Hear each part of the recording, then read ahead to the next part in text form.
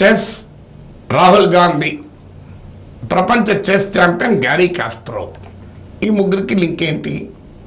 ఈ ముగ్గురు గురించి ఎందుకు మాట్లాడాలి? ఒక ఇద్దరు వ్యక్తులు, ఒక చెస్ అనే గేమ్, వీటి గురించి ఎందుకు మాట్లాడాలి అని అనుకుంటాం. కానీ ఇటీవల ఒక ఆసక్తికరమైన పరిణామం జరిగింది. రాహుల్ గాంధీ ఎన్నికల సభల్లో పాల్గొంటూ మధ్యలో ట్రావెల్ చేస్తూ మొబైల్ ఫోన్లో చెస్ ఆడుతున్న ఫోటోలను కాంగ్రెస్ పార్టీ అధికారికంగా ట్వీట్ చేసింది. రాహుల్ గాంధీ కూడా తనకు చెస్ అంటే చాలా ఇష్టం, గ్యారీ కాస్పరోవ్ తనకు ఫేవరెట్ చెస్ ప్లేయర్, అలాగే చెస్కు పాలిటిక్స్ కూడా చాలా సన్నిహిత సంబంధం ఉంది అంటూ వ్యాఖ్యానించాడు. అక్కడితో ఆగకుండా ఇప్పుడున్న రాజకీయ నాయకుల్లో నేనే మెరుగైన చెస్ ప్లేయర్ అని అన్నట్లుగా వార్తలు వచ్చాయి. దీంతో రాహుల్ గాంధీ కామెంట్స్ కోట్ చేస్తూ ఒక విమర్శకుడు ఒక సటైర్ విసిరాడు, ఒక రకమైనటువంటి విమర్శ విసిరాడు.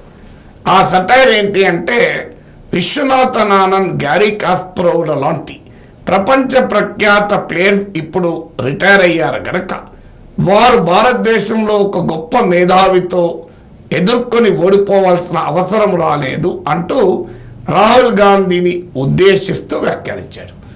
దీన్ని ఒక నటుడు దీన్ని ఎండార్స్ చేస్తూ గ్యారీ కాస్పరోవ్ విశ్వనాథన్ ఆనంద్కు ట్యాగ్ చేశారు. సాధారణంగా గ్యారీ కాస్పరోవ్ మరి ఇండియన్ పాలిటిక్స్ ఫాలో అవుతున్నట్లే ఉన్నాడు చూస్తుంటే. ఆయన దీనిపైన కామెంట్ చేస్తూ ముందు రాయబరేలీని గెలవమనండి, తర్వాత చెస్ సంగతి చూద్దాం అంటూ గ్యారీ కాస్పరోవ్ కామెంట్ చేశాడు.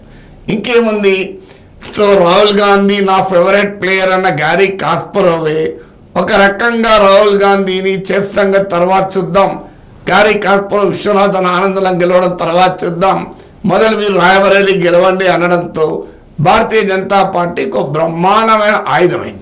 గ్యారీ కాస్పరోవ్ పైన కాంగ్రెస్ వాళ్ళు సహజంగానే విరుచుకుపడ్డారు. దీంతో గ్యారీ కాస్పరోవ్ దానికి క్లారిఫికేషన్ ఇచ్చాడు.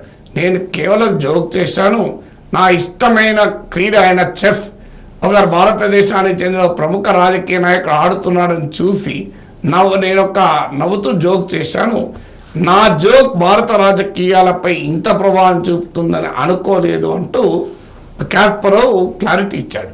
క్లారిటీ ఇచ్చినా కూడా ఆల్రెడీ రాహుల్ గాంధీ పైన గ్యారీ కాస్పరోవ్ ముందుగా రాయబరేలీ గెలవు అని అనడము, ఇటీవలనే రాహుల్ గాంధీ తాను ఓడిపోయిన అమేథీ వదిలేసి రాయబరేలీకి మారడము, దీన్ని డరో మత్ బాగో మత్ అంటూ మోడీ వ్యంగ్యాస్త్రాలు ప్రయోగించడం జరిగిన నేపథ్యంలో కాస్పరోవ్ వ్యాఖ్యలు వివాదమయ్యాయి. కాస్పరోవ్ ఏమీ పొలిటికల్గా న్యూట్రల్ ఉన్న వ్యక్తి కాదు. రష్యా అధ్యక్షుడు పుతిన్ పైన పెద్ద క్రిటిక్. దాంతో ఇప్పుడు ఆయన రష్యా వదిలి క్రోషియాలో జీవిస్తున్నాడు. సో అందువల్ల Gary Kasparov purely chess player అని కూడా అనలేం. ఈజ్ పొలిటికల్లీ కూడా సావీ పర్సనాలిటీ. అందువల్ల Gary Kasparov, Rahul Gandhi, chess ఈ వ్యవహారం కాస్త భారతదేశ ఎలక్టోరల్ డిస్కోర్స్ను కూడా ప్రభావితం చేసింది.